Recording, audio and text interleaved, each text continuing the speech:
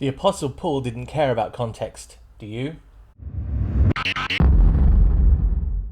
Hi everyone, Jason here from Spiritualbabies.net. You've joined us for another Two Witnesses, a series in which we look at the verses that are referenced from the Hebrew Scriptures in the New Testament and see if the meaning of that Hebrew Scripture is actually the context in which it's used in the New Testament and vice versa. And this week we're looking at a line that Paul uses, and it's from the book of Acts. Acts 13:38 through 41. Be it known unto you therefore, men and brethren, that through this man is preached unto you the forgiveness of sins. And by him all that believe are justified from all things, from which ye could not be justified by the law of Moses. Beware therefore, lest that come upon you which is spoken of in the prophets. Behold, ye despisers, and wonder and perish.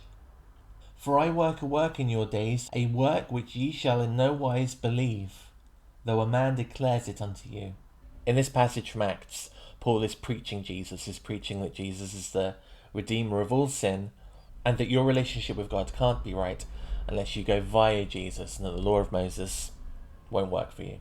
And Paul does something here that's typical to Paul, and we're going to find this out as we go through the series, and that Paul cuts up the Hebrew text to suit his own agenda. So in Paul's context, he's saying Jesus is the answer to your sin, Jesus is the answer to man's problems, and if you don't believe me, you're a despiser, but you should believe me because I'm telling you this, and pretty soon you're going to see some miraculous work come to pass. But what does Habakkuk say? Does Habakkuk use this line in reference to a Messiah? Does Habakkuk use this line in reference to some great saving person who's going to redeem the world through his death?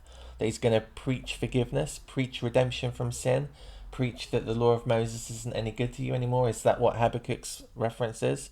Is that what Habakkuk's prophecy is? Let's find out.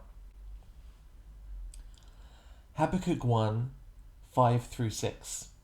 Behold ye among the heathen, and regard and wonder marvellously. For I will work a work in your days, which ye will not believe, although it be told to you. If that was all we read, if we assumed that the cross-reference that we find in our Christian text was accurate and honest, then we'd stop reading, right? We wouldn't even go to Habakkuk. We'd assume that Paul got the right context, that Paul wasn't lying or twisting anything, as many millions do. We'd assume, along with many millions, that the editors of our Christian Bible didn't want to pull one over on us, and we wouldn't even look Habakkuk up. But you can see that Paul directly quotes from Habakkuk there, from Habakkuk 5. But if we carry on reading, because that's not the whole line, if we carry on reading, what does it say? For lo, I raise up the Chaldeans, that bitter and hasty nation, which shall march through the breadth of the land to possess the dwelling places which are not theirs. So that extra line adds context to the first line. In the first line, we're told that a work is going to be worked by God in those days, and the prophet's saying, you better listen to me because I'm telling you these things and that something's going to change. But what is the thing that's going to change, and what is the thing that's happening? Habakkuk the prophet is sent by the Creator to Judah to warn them about their iniquity, and that the Chaldeans are going to be raised up and set against Judah as a punishment. And that's exactly what happened. And this is what is called a short-term prophecy.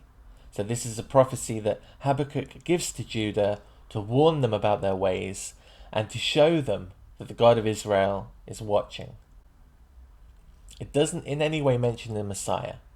If we were to say that this was a short-term and a long-term prophecy, which it wasn't, then we'd have to start marrying up the roles in each one, in which case Paul would become Habakkuk, the non-believers would become Judah, which I'm sure the Christian Bible loves, and Jesus would become this pagan race, the Chaldeans. So there we go, another misappropriated verse from Paul. It's really important that if you're going through the Christian scriptures and you find a reference to the Tanakh, that you go and read that reference and read the whole chapter. Get an idea of the context. There we go, everyone. Thanks very much. That was another show in the Two Witness series.